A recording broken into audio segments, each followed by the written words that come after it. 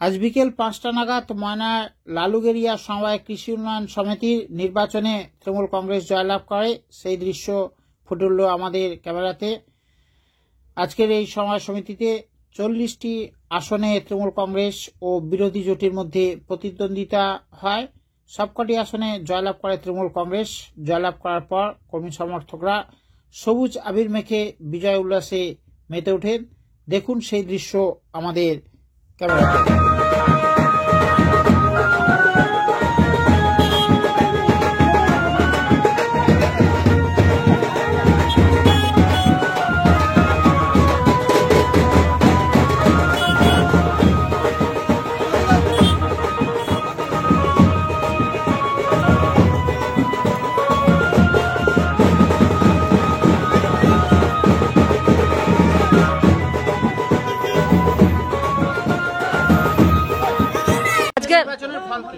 আজকে নির্বাচনের ফল খুব সুন্দর, মানে আমাদের 40টা ডেলিগেট ছিল, 40টাকে আমরা জিতিয়ে আনতে পেরেছি।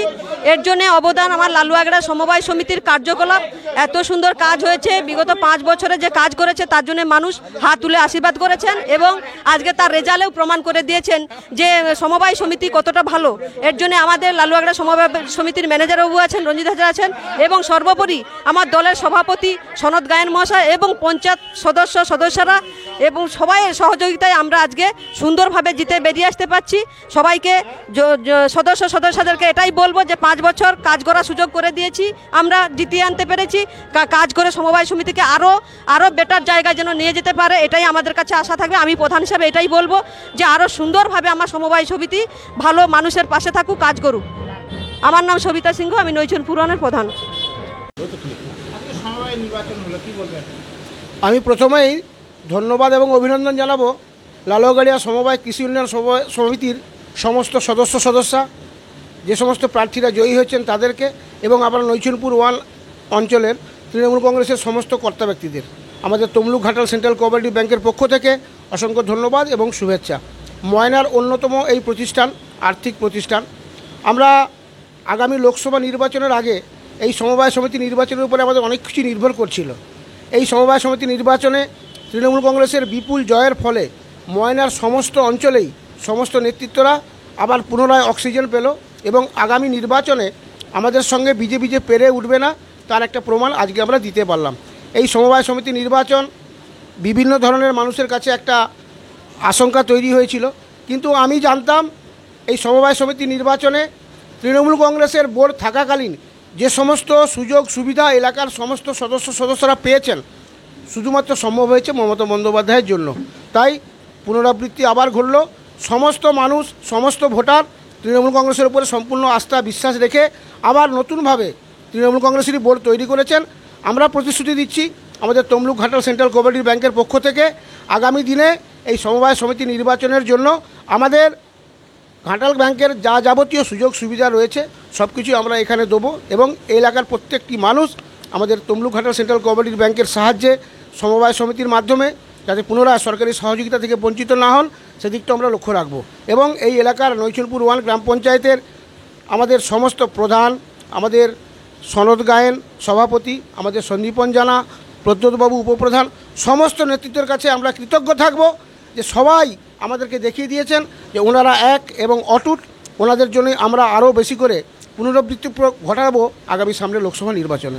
আমি বীরেশ্বর পান্ডা, তমলুক ঘাটাল সেন্ট্রাল কোঅপারেটিভ ব্যাংকের ডাইরেক্টর, ময়না ব্লক থেকে। আজকে পশ্চিম নৈচনপুর 1 নম্বর অঞ্চলে সমবায় ভোট হলো লালুগড়ে, কি বলবেন? লালুগড়া সমবায় সমিতির ভোট আমাদের টোটাল ক্যান্ডিডেট ছিলেন 40 জন। এখানে বাম, কংগ্রেস, বিজেপি জোট প্রার্থীও দিয়েছিলেন। তো সে জায়গায় আজকে আমরা তৃণমূল কংগ্রেস আজকে 40টা আসনেই আমরা জয়লাভ করেছি।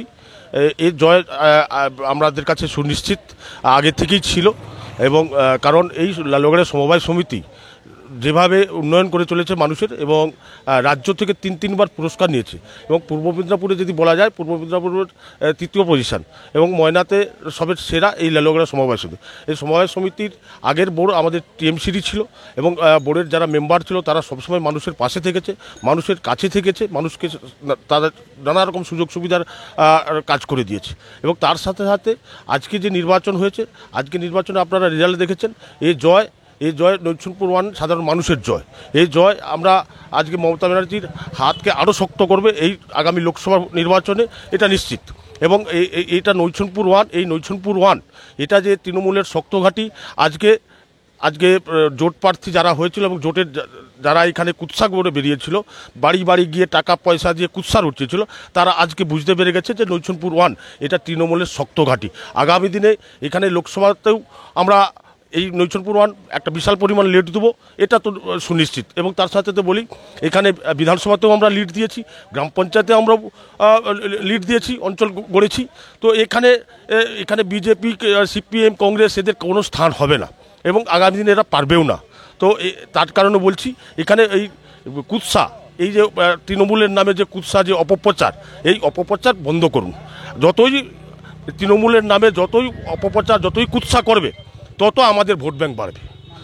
এবং তার সাথে তো বলি, আজকে আমাদের নিমতৌড়িতে আজকে আমাদের সর্বভারতীয় তৃণমূল কংগ্রেসের রাজ্য সভাপতি সুব্রত বক্সী মহাশয় এসেছিলেন। ওনার আহ্বানে আমরা ওখানে উপস্থিত হয়েছিলাম। এবং আমাদের যে দুটো কর্মসূচি আছে, 4 তারিখ আমাদের নেত্রী নিমতৌড়িতে আসছেন, এবং 10 তারিখে আমাদের যে ব্রিগেড, যে মমতা ব্যানার্জি জনগর্জনের সভা, যে মমতা ব্যানার্জি অভিষেক বন্দ্যোপাধ্যায় যে ডাক দিয়েছে, এই সভার আমরা আবারও এই নৈছনপুর 1 থেকে বিশাল পরিমাণে লোক যাবে, এবং সেখানে উপস্থিত হয়ে এই দুটি সভাকে আমরা সাফল্যমণ্ডিত করে তুলব, এবং বিজেপিকে বুঝিয়ে দেব যে আগামী 24-এর লোকসভায় আর এদের ঠাঁই নেই, এরা বাংলা ছাড়া এদের হতে হবে। আমার নাম সন্দীপ পঞ্জানা, আমি ময়না পঞ্চায়েত সমিতির বনভূমি কর্মাধ্যক্ষ।